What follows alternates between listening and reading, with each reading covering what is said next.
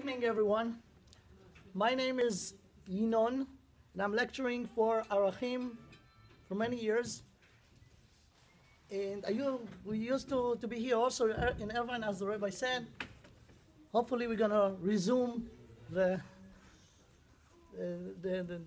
shiurim, the lectures over here. Our topic for today is very, very basic. In one word, it's called in Hebrew, emunah. What is emunah? To translate it to English, we'll reduce the meaning of it a little bit, because the good translation, leave it the way it is. We need the translation of the word emunah to English is what? Faith or believe or trust. All of them are good, but all of them, each one of them and all of them together are much less than the deep meaning of the word emunah in Hebrew. And that's what we're going to learn, Bezrat Hashem, tonight. I called this topic Faith and Rationality because it seems from the first look for many people that those two notions contradict each other. Either you're a logic, rational person, or you're a believer. Okay, we will see tonight if there is a contradiction or not, when we will try to understand the notion emunah in Hebrew. Let me start from one interesting source in the Tanakh, in the Bible. A verse, a very famous verse. Everybody who attend to synagogue, to shul, pray, probably came across this verse. We sang it every day, 3 times a day, at the end of the praying, at the end of the davening, in Aleinu Leshabeach. This is the original. The source is Deuteronomy, Sefer Dvarim, chapter 4. I will read the original in Hebrew. וידעת היום, והשבות אל לבביך, כי השם הוא האלוקים בשמיים ממעל ועל הארץ מתחת, אין עוד. Here's a translation. I told you, and let me make it clear. I don't believe in translations. Translations are not good. But in order to give you the sense, it's good. Okay?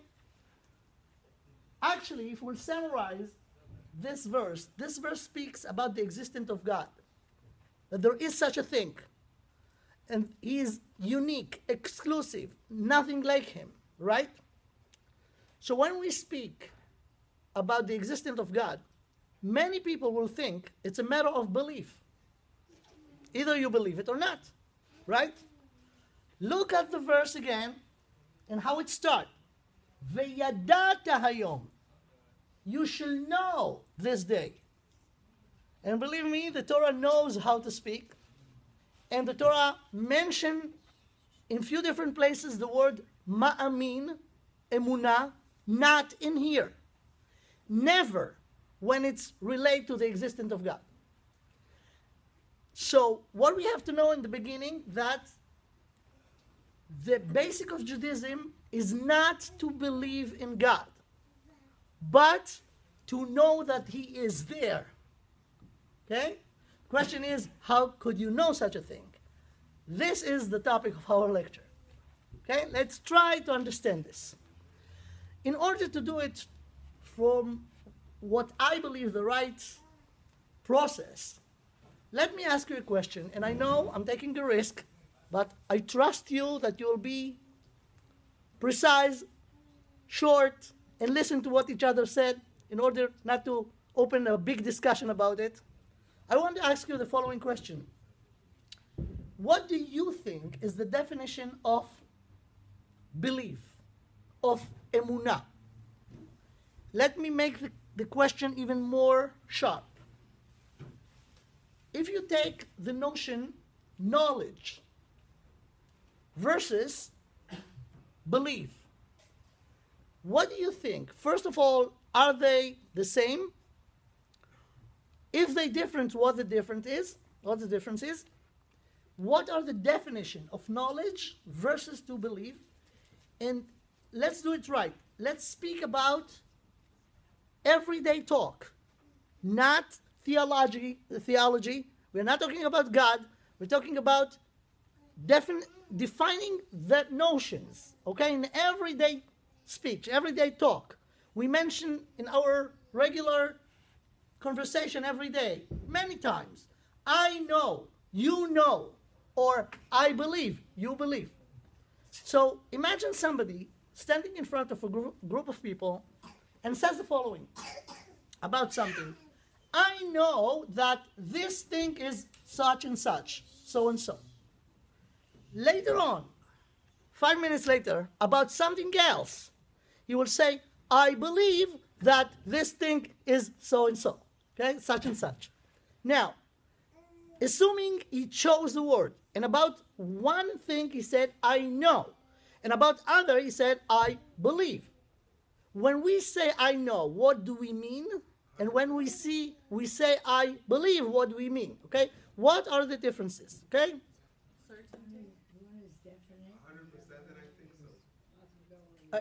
Okay, slowly. She said certainty. I think it's a very good point.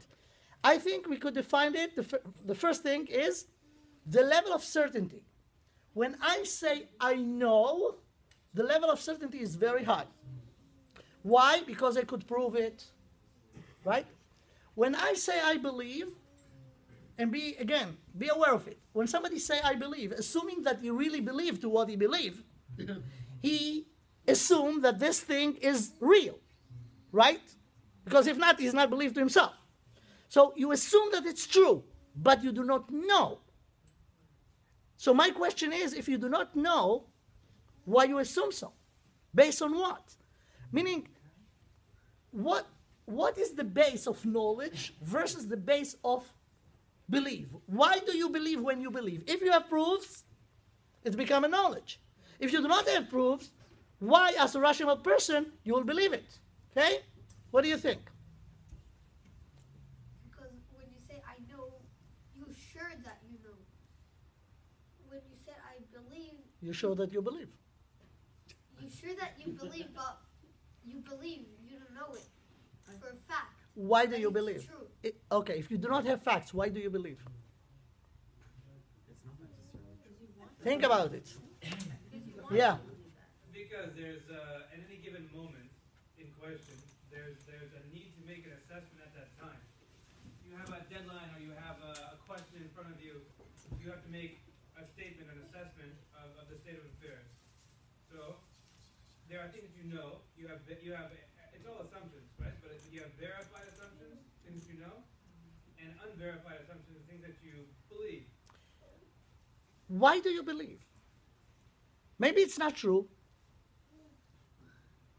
Why do I believe? No, I'm not talking about God. I'm talking about just believe about everything. You know what? Let me put it this way. Why a rational person, a real rational person, will ever believe to anything? Because he needs to or he wants to. Because he wants to. Because he Because needs it's to or he wants logic. to. Okay. Yeah, what do you think? It's the difference between personal experience and group knowledge. No, You're talking about belief and you think, personal experience, I believe. Knowledge, I can prove with other people. what do you mean when you say personal experience? It means that I've either experienced whatever I believe in. To me, it's real. So for you, you have proofs. Yes. So for you, it's a knowledge. What somebody else would accept, though. What is this?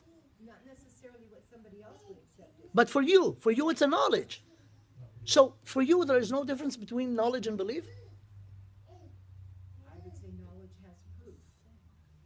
And belief? Belief is an If you have experience, that's a proofs for you. well, for me it is, yeah. Okay. Yeah. Well, there's fact Uh-huh. and things that have been tested, you know, Okay, that's knowledge. that's knowledge. Okay, what's belief? And things that you might want, oh, that, I really, really want that, but you're. But it could be false, right? It could be false. Maybe the Wow. Wow. So why do you believe in this? because you have to make a choice at the time. You have to answer. That's not, I don't know. As a rational person, I could not accept It's that. logic. I have no problem to say about something I know. About other things, I have no problem to say I do not know. What's wrong with that? Well, that's a good answer. There's things that are materialistic and there's things that are spiritual. So the belief is more your inside, your soul, your beliefs goes to that spiritual side of you. And then what you know is your brain. That's illogical. It's 1 + 1 is 2 and that's it. So there is no room for the notion belief, according to your opinion, in any material thing, only in spiritual. Say it one more time. If I understood you correctly, Okay.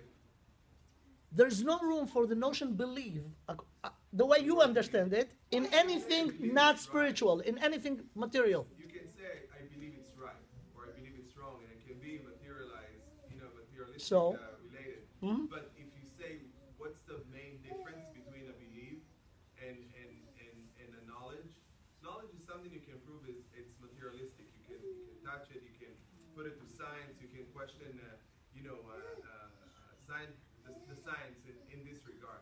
That I understood. What belief is? A belief is something more spiritual. You don't have to see it to know it. Again, I'm asking you again. According to that, there is no room for the knowledge belief in non-material, in material thing, material area. You try to make a rule, and I don't see it this way, but I'd love to hear your opinion about it. Of course, I'm here to say it. Yeah, you want to say something? I think knowledge has been pretty well described. Yeah. Something you can share. Uh-huh. Something that And belief. belief, I think, is a more personal entity. It's Interesting. Okay, that's very It interesting. has the same quality as knowledge, but not with the ability to share. Let This me is why you have let this me special repeat commandment. what I understood. For what did you say? Correct me if it's not accurate. If I understand him correctly, he said that the difference between knowledge and belief is between the subjective and the objective. Is it true? Meaning, if it's objective, the same way I know it, everybody in the world that I show him the thing or her, they will know it the same way. But if it's something that I believe, it's I who believe. I could not share it with anybody. There is no point to convince anybody to believe what I believe because it's me. It's coming from me. In order to make it even more clear, knowledge is always something. When I want to know something, anything, the thing that I want to know exists independently, completely out of me before I know it. It's there. The way for me to know it is to just use some methods to be connect to it. Let's say I want to verify what's the weather now in Paris. But I'm here in Irvine, California. I'm not there. So I want to know what's the weather in Paris. I do not know it right now. But the fact that I do not know it, it doesn't say that it's not exist. There is a weather in Paris, right? So if I want to know it, I'm picking up the phone, calling a friend in Paris, or go to the internet, search it, and I connect myself to it. Meaning the thing exists outside of me, I connect myself to it. That's the way knowledge works. So the same method that I use, anybody in the world could use and know the same thing that I know. Versus belief. When I believe, it means me, my personality, my life experience, my exclusive me. So it's only me who could relate to this way. There's no point to convince anybody else to feel the same. Another thing that I heard about the difference between knowledge and belief, in the beginning of the discussion, of course, is it's two different realms.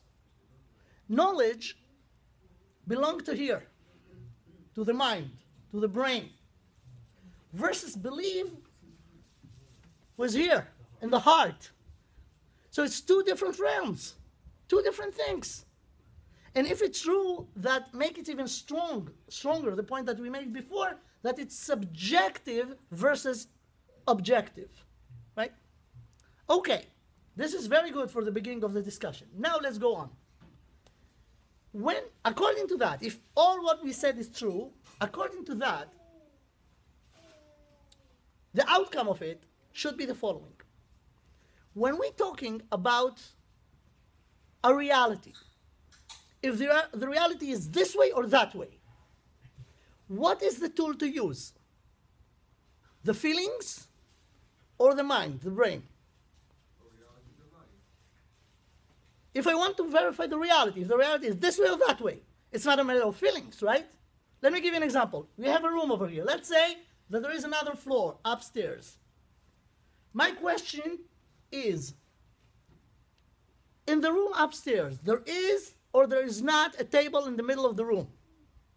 I could accept three kinds of answers. Yeah. Yeah. But I could not accept the following. If somebody will tell me yes, I'll tell him, how do you know? He will say, I just went upstairs, I saw it, there is. Good. If somebody will say no, how do you know? I just went upstairs, it's empty. If somebody will say, I don't know, I'll ask him, why don't you know? I'm lazy to go upstairs. I don't know, maybe yes, maybe not. Good. What I could not accept, if somebody will say, I believe there is. What do you mean you believe? It's not a matter of feelings. Either there is or not. And after that, be aware of the following. Here I'm going to release an atomic bomb to the room. People misuse the word believe. And that creates the entire confusion. I heard a sentence that you could say it this way or just the opposite. So many times in my life. You probably also heard it. Did you ever heard somebody saying, I believe in God? Or, I do not believe in God? Now, according to the analysis that we just made, it doesn't make any sense to say it this way or that way. Why? Because God is a fact. Either he is there or not. When we talk about facts, either you know or you do not know. It's not a matter of belief. It's not a matter of how I feel. Let's take, the two options. We have the universe. That's a fact. Not too many people deny it. Okay, the universe is here. The creation. Question is how it's become. How it's become to exist. Either randomly by itself, like, there are such theories, meaning there is no creator who created it, it just happened, or there is a creator. Those are the only two options. Now, only one of them could be true. Only. Let's now analyze both. Let's assume that there is no God who created the world. No creator. If somebody will come and scream, I believe in God, when there is no such a thing, he said just a stupid declaration. I mean, if there is not, the fact that you feel that the nothing is something will not make the nothing something. Very simple. Now let's go to the other option. If there is God who created the universe, right? And somebody will scream, I do not believe. So don't. So don't. If there is God, if you do not feel it, it's your problem. It's not the problem of the reality. Meaning your feelings are not creating or not creating the reality. Now, I think it's extra, everybody knows the first verse in the Bible. The first verse in the Torah and the Tanakh. The claim, the argument of the Torah, this is the base that everything is around it. Bereshit bara Elokim et hashamayim ve'et haaretz. So the Torah declare about this issue, very clear opinion. There is a creator who created the universe. The fact that the Torah claimed that doesn't say automatically that it's true. But this is the argument. That's for sure. Right?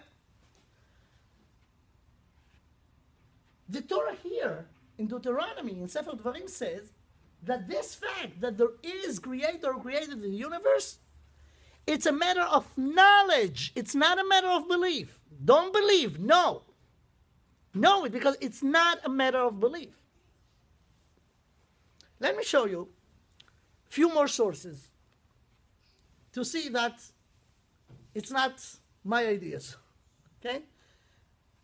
Can we assume that everybody heard about Maimonides? The Rambam, one of the bigger scholars in the Jewish nation. He wrote a big book called Mishnei Torah LaRambam. He summarized over there all the laws, all the halachot from the entire Torah. You know how his book started? This is the first chapter of the first volume, the first volume called Sefer HaMadah, meaning knowledge. The first Kovetz Halachot called Hilchot Yesodei Torah, the foundation of the Torah. And remember that the Rambam was also a philosopher. Aside from being a great Jewish scholar, a great rabbi, he was a philosopher. Look how he started his book. I'll read it in Hebrew. You have the English translation over here. משנה תורה לרמב"ם, ספר המדע, הלכות יסודי התורה, פרק א', הלכה א'. The first thing. יסוד היסודות ועמוד החוכמות. It is the foundation of all foundations and the pillar of wisdom. עמוד החוכמות, the pillar of wisdom. לידע שיש שם מצוי ראשון. To know that there exists a first cause, namely God. והוא ממציא כל נמצא, וכל הנמצאים משמיים וארץ ומה שביניהם לא נמצאו אלא מאמיתת הימצא. This is the basic or the foundation of everything. So when we deal with Judaism, with the Jewish philosophy, this is the base of everything. This is the first verse in the Tanakh. And the Rambam chose his words very carefully, and he used the word leida, to know, not to believe, to know. Now let me show you something very interesting, especially for you, for us who lives in America, which is a very Christian country. Many people are very religious. I think every kid in America heard about something called the Ten Commandments, right? It's the basic of Christianity, right? That's what they say. That's what they say. The Ten Commandments, right? Every Christian knows about it. Now let me show you something very interesting. You know the first commandment? What is the first commandment? Once I had a friendly theological, philosophical argument with Christian scholars.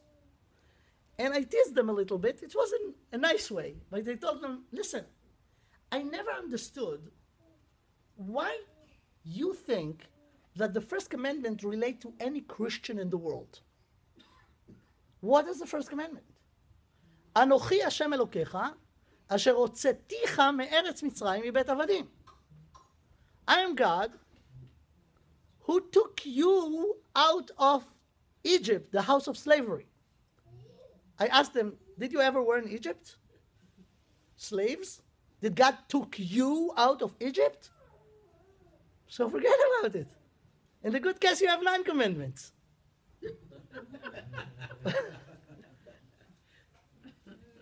And you know what? Let's talk about us. We understand the 10 commandments. לא יהיה לך אלוהים אחרים על פניי, don't worship idols, don't mention the name of God for nothing, don't steal, etc., don't kill, all the rest. I had a very hard time to understand the first one. It's a commandment, meaning it's one of the mitzvot, right? What is the commandment exactly? It seems like a declaration. It's a business card of God. You know who I am? Who am I? I took you, I'm your God who took you out of Egypt. So, what I have to do with this? I know, okay, you took us out of Egypt. Fine. What is the mitzvah here? There's a mitzvah. What's the mitzvah? What's the commandment? And about this thing, amazingly enough, the Maimonides and Nachmanides, if you know who he is, right? They usually have a lot of arguments, little arguments about different things. About this issue, they completely agree. Let's see what the Rambam say. This is the first halakha in Hilchot Yesodei Torah, that you should know that there is such a thing, a creator who created the universe, right? He continue in halakha Vav, the sixth halakha over here. In halakha Bet, Gimel, Daled, and Hey, it's an implication of what is discussed in this one. Now he continuing in halakha Vav, he says the following, look. V'yedi'at davar ze, it is a positive commandment, mitzvat aseh, שנאמר, אנוכי השם אלוקיך.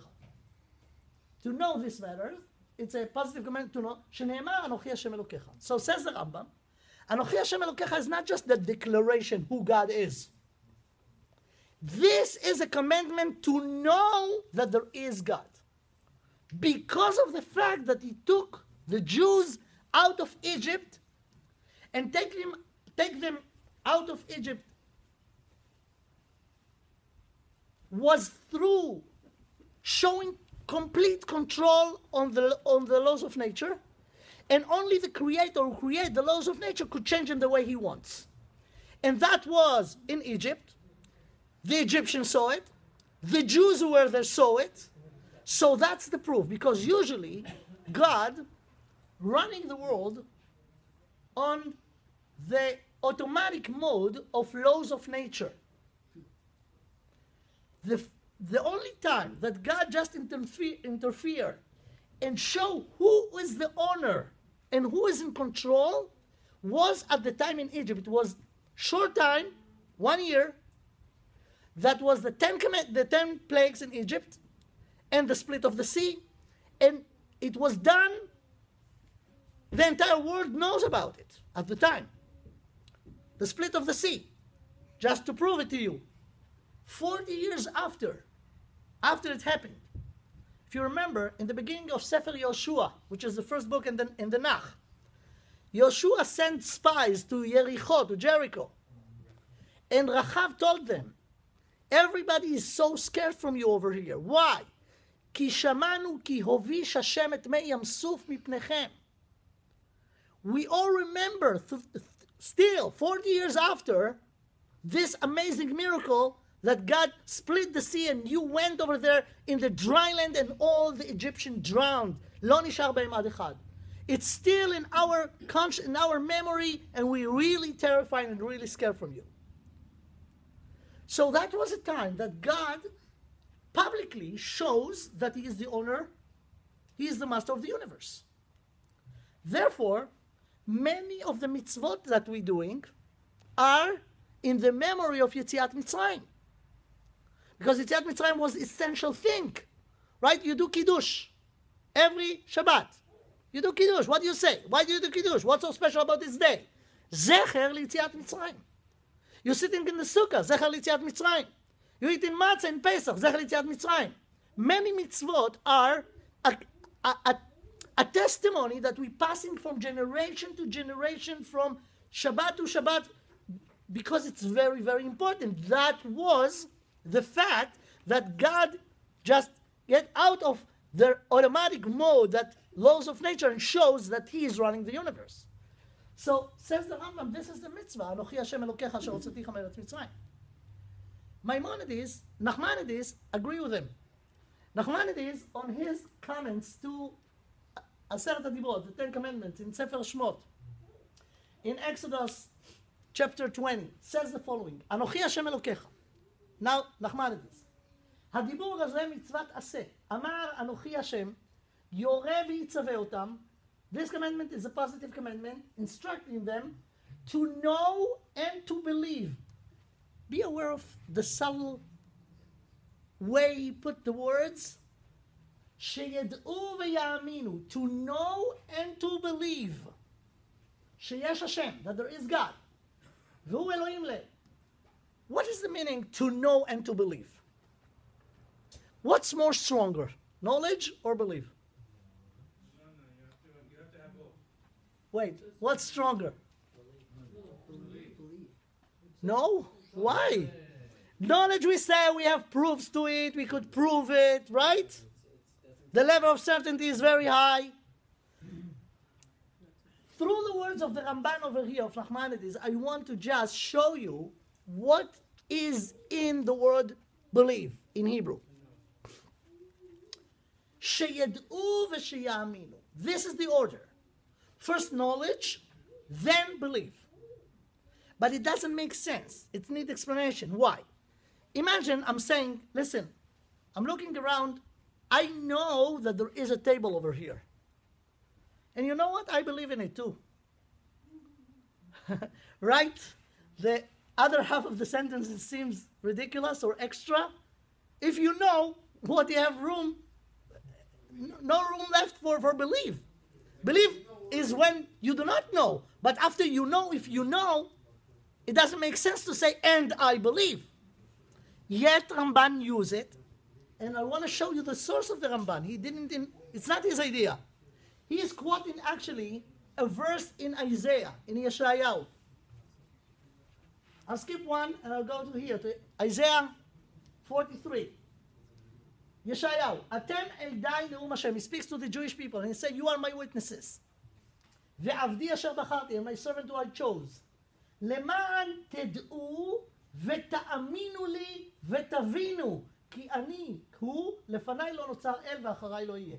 Again, he speaks about the existence of God, that he is exclusive, right? And he said here three things.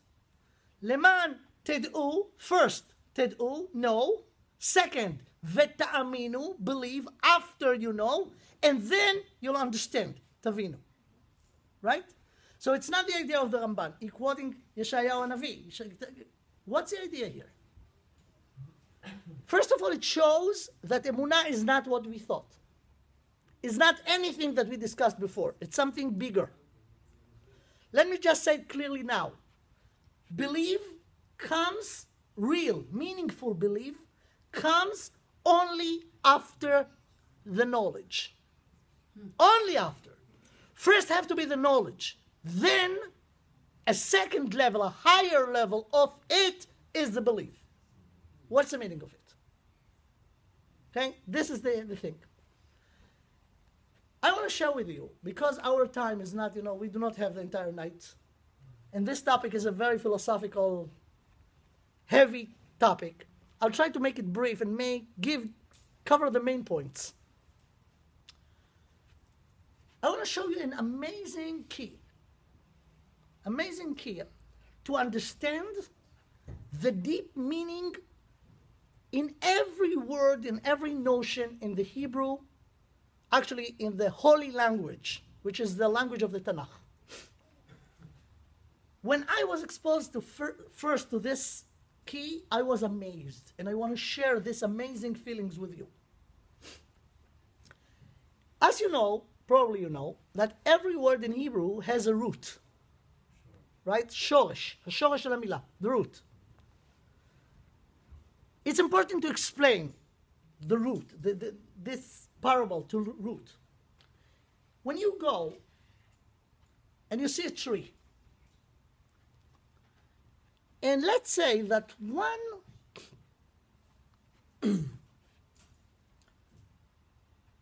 part of the tree draw your attention and you want to understand it. If you look at it from all angles, feel it, write down the color, all the details that you have, you will not completely understand it until you will go to see where it's coming from. So it's come from the branch, and the branch comes from bigger branch, and the branch comes from the trunk. So in order to understand one little thing up there, you have to go all the way to the trunk, right? To do a thorough work. Some people could say, wow, I did a pretty good job. I went all the way to the trunk. But somebody could surprise them and say, listen, you didn't do a complete job. You saw the reveal part. There is a hidden one under the ground. If you really want to go all the way, you have to go to the root. You got to the root, you got everything. Because there is nothing up there that has no source in the root. So if you have the root, you have everything. Now, we want to understand, a word, a notion in Hebrew. We're dealing now with the word emunah. The way to start understanding it, to go to the root. What is the root of the word emunah? As a root, it's always 3 letters in every. What is emunah? The root are the letters aleph, mem, and nun. This is the root. Now, in Hebrew, it's a word by itself. Everybody knows about it. Amen. What is amen? Confirming. If somebody says something, and I said amen, I confirm. Right? But I'm not talking about the word amen as a word, but as a root to the word emunah. So the first key, it's four steps. The first one is verify what the root is. So the root of the word emunah are the letter aleph, mem, and nun. Now, the second level is every root of every word in Hebrew has many derivatives that come from the same root. So the second thing that you have to do after you verify the root, gather together as many derivatives as you can that come from the same root. Even though, don't be afraid, that it seems that there is no connection between the words. And usually, apparently, it seems like that. The only thing is the common denominator that all of them come from the same root. Okay, so let's do that. The derivatives of the root aleph, mem, and nun. I will write down over here a few in Hebrew, of course, with the translation as accurate as we can into English. There is a word in Hebrew called aminut. Aminut is reliability. A company, let's say, is reliable company. Or a person is a reliable person. How do you say it in Hebrew? Amin. Aminut. So the root are the letter aleph, mem, and nun over here. Other derivative is the word ne'emanut. Ne'eman. Faithful. Loyal. Trustworthy. Ne'eman. Ne'emanut come from the same root. The third one will be the word imun. Training. Exercise. Come from the same root. Aleph, mem, and nun. Number 4. Omanut. Art. As I say, you can see that no must be connection between them. But the common denominator is the root. The last one here in this list, there are more, but the last one in this list will be this. Omenet. Omenet, the translation over here is not good, but it's give you some sense. It's not a nanny. It's more like, nanny is more like a babysitter. Omenet, it's much more than that. The closest, description that I heard in English was a foster mother. Or a foster father, omenet, which somebody who in charge to develop the character of this kid and try to help him take the good out of himself, right? Himself or herself. Omenet. It's mentioned, all of them in different versions mentioned in the Tanakh. It's not modern Hebrew. It's a holy language. Now, as you see, in the first look, you could not see the must-be connection between aminut and imun and omanut. I mean, if you're a good lawyer, you could make a connection between anything.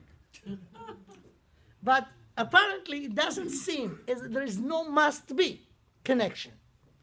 But the fact that the common denominator are the letters aleph, mem, and nun is a very interesting thing. Let's see.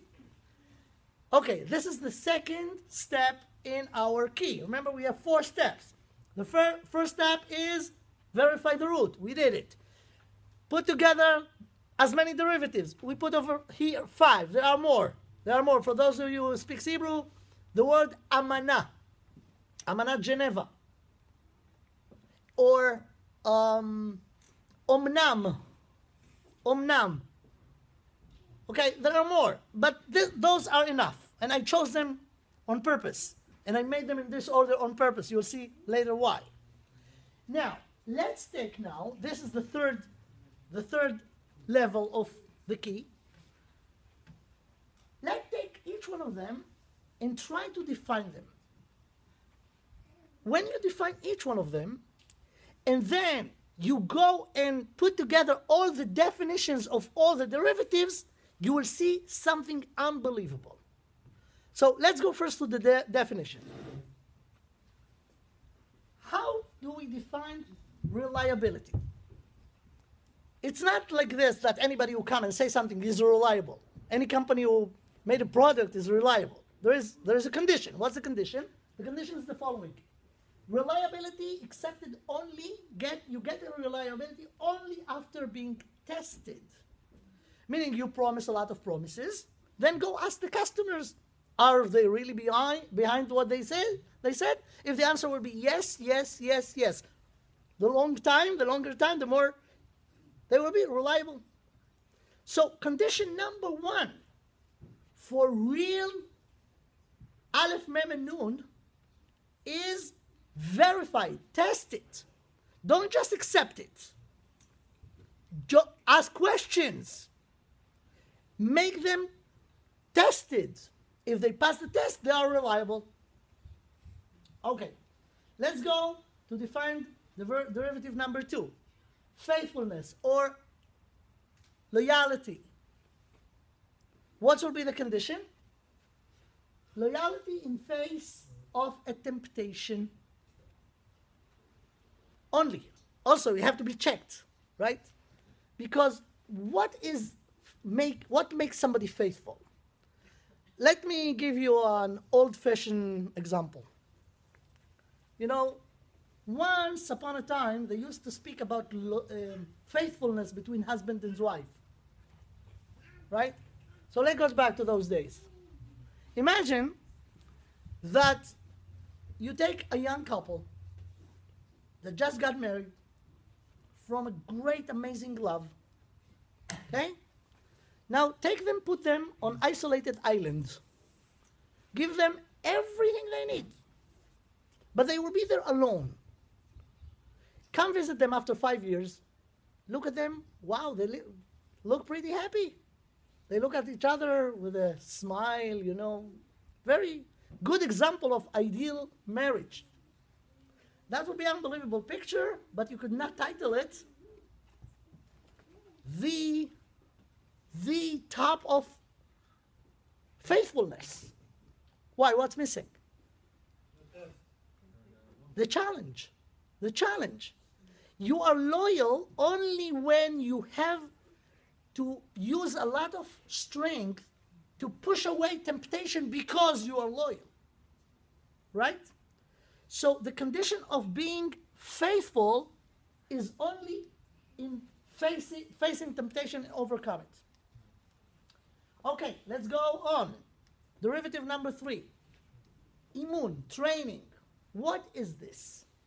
Did you ever think that people who just go to work hard on their muscles, they are pretty masochistic? They're working very hard, right? What for? Why? What gives them motivation to do it? They have a goal. They have a goal, right? What is the goal? How could we define it? The goal is, Imun is the following. This is the challenge. This is the idea. Take a potential that's not here yet and actualize it. So to actualize a potential through hard work, that's training. Okay. Derivative number 4. What is art? What is an artist? What art is all about? In a way, it's the same thing over here. To actualize idea. And this is a one step higher. Because in training, let's say in sports, if you take a flat muscles, like you see over here, and work on you, okay? Do like this, 3 months in a row, right? You'll get a mountain over here, right? But actually, what did you do? You take flat muscles and make them developed muscles. But it's still muscles. In art, we're doing something higher. It's not physical. The artist has an idea, abstract idea, and he wants to share it with people. And the way to share it is also to actualize the potential, but the definition will be the following: from abstract to tangible. So I'm taking a canvas and colors, and I make a picture. And the picture wants to show something. But the idea is not physical, but through the tangible, through the physical, I'm going to express the higher level idea that I will have to do. Now let's go to the last one. And we're almost finishing the key and the lecture, don't worry. Okay? Omenet, foster mother, not nanny, foster mother. I have to apologize now over here because I don't want to give any of you not good feelings about themselves, because each one of us probably once or even now raised kids, either our kids or our students. So I'm going to make a very high standard of what should be the ideal foster mother. She should be very talented, she or he. First of all, they have to be very knowledgeable about the variety of characteristic that a human being has. That learn in psychology. After that, the job is to do analysis about this particular person, this particular kid, let's say. We should assume that this kid has a lot of potential, but he might have some issues, shortcomings. It's natural. So we have to be aware of this. So our goal should be to realize what the good things, encourage them, develop them, be aware of the not too good things, not destroy them because that will cause a reaction, but form them in a way that there will be a good tools in order to express the good ones. And you should know, you have to be very smart to know what to do when. Right? So that should be the definition of a foster mother. Create harmonious and precise balance of many varied forces of body and soul. Wow, that seems big, but it is big. Okay, after we finish step number 3, we are ready to the final step, step number 4. If you take now each one of those derivatives that comes from the same root and go through the definitions of them, you will understand each one of them in much more rich way. We will do it here with the 6 derivatives.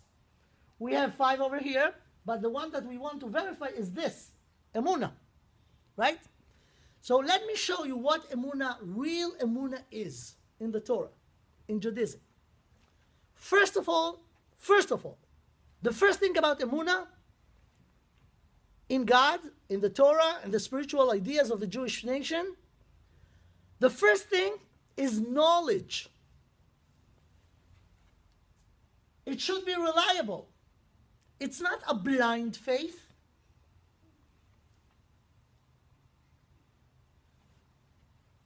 It's very irresponsible to be a blind faither.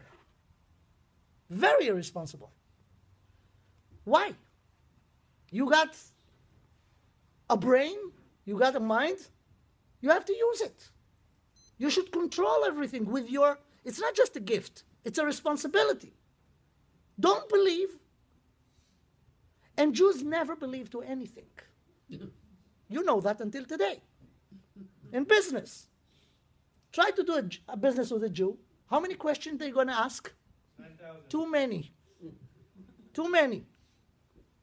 They're not just, buying, a cat in the sack. I want to see it. I have many questions. And it's not this amazing new generation of Jews. It was like this always. Since we went out of Egypt, God told us that we are kshei oref, stubborn. Jews are stubborn. The first Jew was non-Jew, you know? His name was Abraham. He was born to a family of idol worshippers. And his father and mother, his teachers, the philosopher of his generation taught him that there are many spiritual forces around the universe, the show. And he didn't believe them. He heard everything and he said, it doesn't make any sense. In a logic way, he came to the conclusion that should be only one main force, that he is the super force, that all of the other forces get their power from him. And this way, he discovered God. Avraham Avinu was anti-believer. If he was believe what his parents told him or the society around him told him, he will never become Avraham Avinu. He was another idol worshiper. So it starts with questions.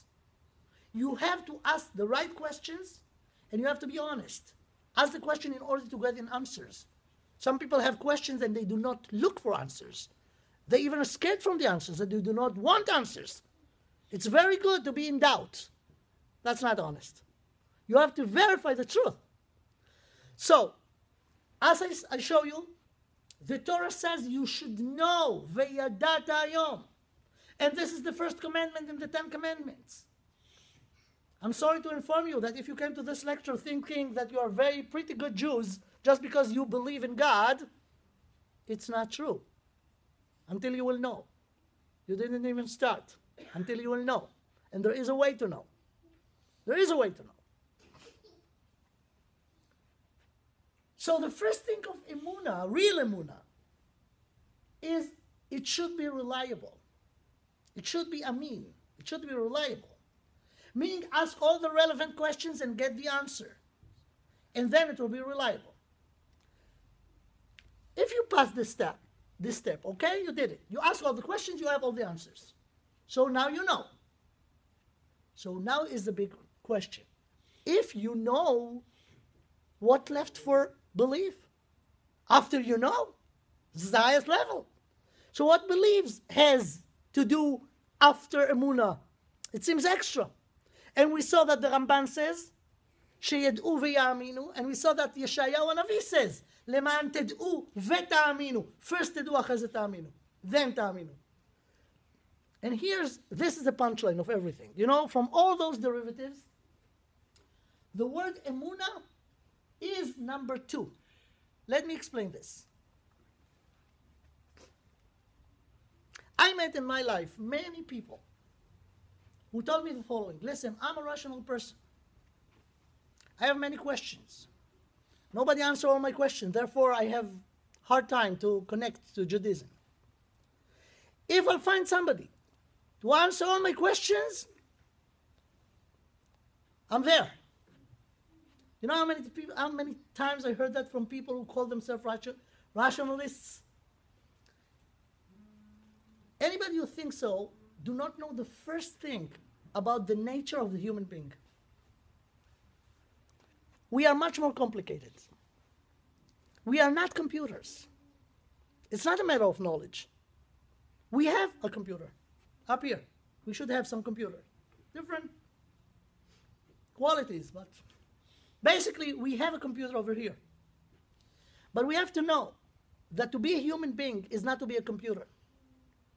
Because aside from the computer, we have other things that when we got to make decisions, they play a big role. Aside from the brain, the mind, we have the heart. And the heart is the real player in our decisions. The heart is a source of energy, of motivation to do. The Torah knows that. God created us, and He gave us those two tools, the brain and the heart. And we have to use both. And it should be working in harmony. Because the human nature, unfortunately, works this way. There are many people who knows 100% in their mind what they have to do. They know. And yet, they do just the opposite. In many things. In many things, many areas. You know, take a smoker. A rational smoker, intelligent smoker. None of them will argue with you that it's not healthy. None of them. Unless they didn't were here in the last 30 years when the researchers shows this clearly. So when you ask a rational smoker, listen, you're killing yourself. Why are you doing this? Quit now. What should be the honest answer? No, the honest answer. You know what? I could not argue with you. I know. I should quit now. You know how many times I decided to quit? So, I'll tell you. My mind telling me quit now. But, right now I'm under pressure. The society around me are smoking. So I'll be a second smoker. One day I will quit. When I'll get married, when I'll get divorced, when I'll move different country, you know. Meaning they say the following: you do not have to convince me. I know, my brain, my mind telling me quit now. The problem is that aside from the brain, I have the heart, I have my habits, I have many other things that in the conflict between them, all the other forces, and my mind, they are the winners. You know what? I'm really hope that one day I will have enough strength to stand beyond my mind and make the decision. And you know what? This happened to each one of us in many areas. Many areas. In many cases, we know clearly what's right and what's wrong and what we should do. And yet we do just the opposite. Why? Where's the problem? God revealed to us this secret. He says, listen, I gave you two tools. The mind and the heart. The mind is the tool to verify what's right and what's wrong. And yet, it's worth nothing if the heart will not be connected to this. And you know what, Emunah? The connection between the heart and the brain. Let's go back to this verse. Remember we started with this pasuk? Look what the Torah says. V'yadata hayom. Where? Here. V'hashevota elevavecha. Everything that you know here, connected it to your heart. Because without it, forget it. It will not work. V'hashevota elevavecha. Your heart is your engine to go for it. So you should have no contradiction between your mind and your heart. This is Emunah. Emunah is the connection, you know, the distance between the heart and the mind. At least in my case, it's very short. Actually, I know even bigger people than me. It's short. But it's so far.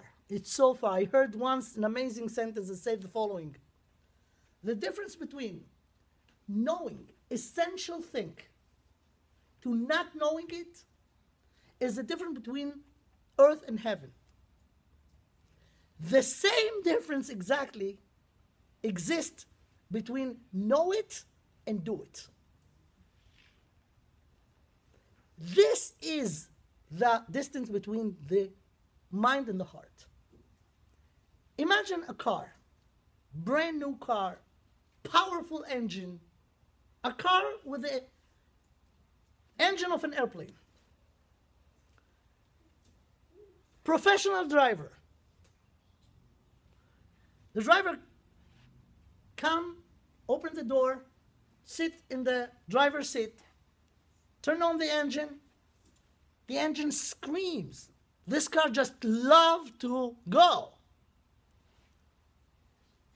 He push the pedal, nothing Nothing happened. Instead of the car to jump, nothing. What's the problem? No transmission. They forgot to put the transmission. So you have the excellent driver, the most precise GPS. He knows exactly where to go. The car wants to go. No transmission, there is a problem. The transmission is the connection between here and here. The secret of Emunah is this: to be faithful with your heart to the thing that you verified and know in your mind. Therefore, it's come only after. First, you have to know. First, it should be reliable. Then, you should be loyal to this, faithful to this. And you know what? What's faithfulness? Loyalty in face of temptations. I don't have to tell you how many temptations there are. Right? We know exactly what we should do, but there are temptations. Emunah is to be loyal, to be faithful and overcome the temptations. This is Emunah. How do you do that? It's hard. Even if you verify all of this. You know, if you just was aware of what we just said, derivative number 1 is philosophy. Verified what's the absolute truth. Spiritual truth is. Derivative number 3 is psychology. Knowing that it's not enough to know, you have to want to do what you know. So what will be the program to work on it? Training. Training. When you're training yourself, let's say in sports, in the beginning it's very hard. You have to do it again and again and again and again and again, and then you'll be the champion. So even if I know that there is God, I know that He gave us the Torah, I know what's right, I know what I should do, but there are temptations.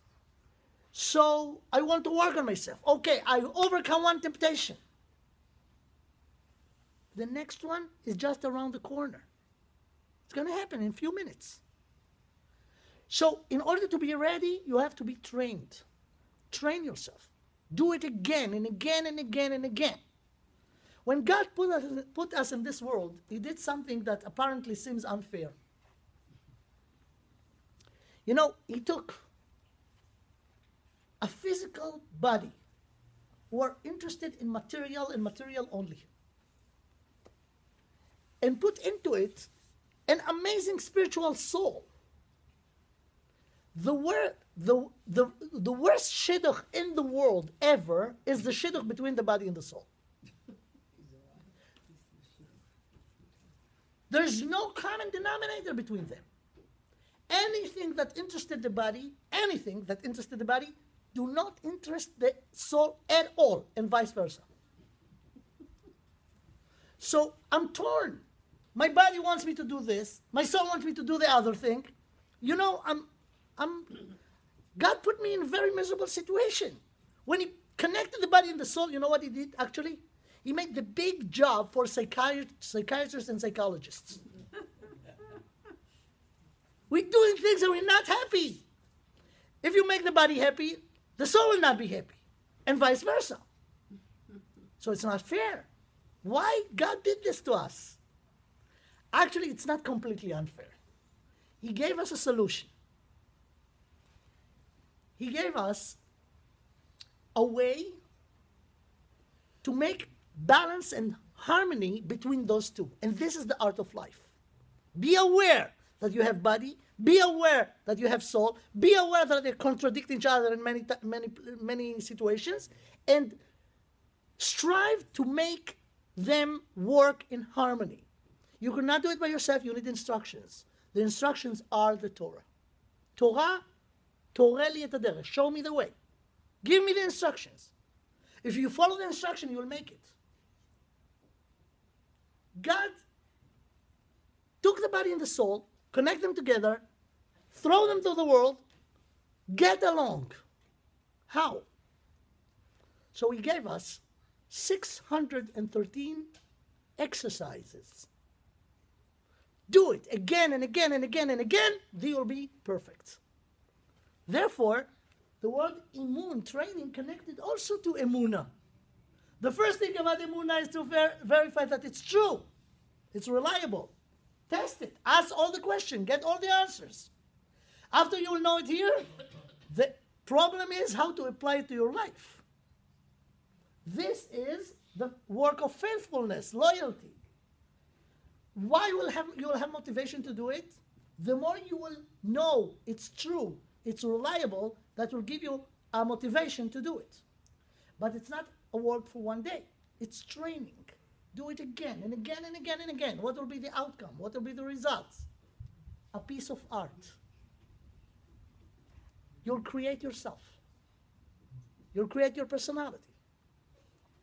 And actually, it's more close to what the foster mother do than to an artist. Because if you take the most amazing artist ever, for example, let's say Michelangelo, you heard about him, right? He made very famous statues, right? But you know, he was probably an amazing artist in this area. But all his works suffer from a problem that King David mentioned in Psalms, in Tehillim. We sang every Rosh Chodesh and every Yom Tov by Hallel. What about the statues? Einaim lahem velo yiru, oznaim lahem velo yishmau. They have eyes, but they could not see. They're statues, right? Foster mother do not take a piece of stone and make out of it a statue. She take a real baby, a real person. And if she will be successful in her mission, she will make an amazing piece of art, a live art. So we learned all those derivatives. Let me just finish with the following. Emuna is all of them and a little bit higher than the top of this. Take the foster mother. You know, foster mother or anybody who really work in education. You know, to be an educator in our generation, you have to be one of the two. Either very big masochistic or a great idealistic. Why masochistic? Because you do a very hard job. You're telling, let's say, students what to do. Nobody likes that people will tell them what to do, so they hate you. Right? Their parents also has few complaints about the educator. Your supervisor also has something to tell you that you could do better. The salary is not high. So why to go to this field? You're so masochistic only, right? Or you're idealistic. You're idealistic, I don't care. I know I'm doing the right thing. I know that I'm building these people, the students, the foundation of their personality. I don't care. I do it because I think it's important. Emuna is one level higher than this. Because the best dedicated foster mother or educator could, waste all her life to tell other people what to do. And because she's so busy to tell others, she didn't have time for herself. You know what emuna? Emuna is not tell others what to do. Tell yourself what to do. This is the big demand of emuna. Remember from this lecture only one thing. Emuna is not instead of knowledge. It's only after the knowledge is very, very strong. Then start the work to apply what you know to your life. And if you do that, you will make the most amazing live piece of art of yourself. You creating yourself. This is emuna. You see how much depth there is in this notion and how people misuse it? People think, when you do not have answer, just believe. No way, not in Judaism. Ask the questions, get the answer, but then apply them to your life. And that's what we say. The Ani Ma'amin, אני מאמין באמונה שלמה. This is the 13 principles. You know about them, right? אני מאמין באמונה שלמה. What's אמונה שלמה? A complete belief. What do you mean complete belief? I believe. What complete? What is the opposite of whole? שלם. שלמה. אמונה שלמה. What's the opposite of שלמה? Of חסרה. Missing. Meaning, אמונה שלמה is not just to believe. To believe based on knowledge. That will make it the backup of knowing that this is the truth. That will make it a real, valuable אמונה. אמונה שלמה.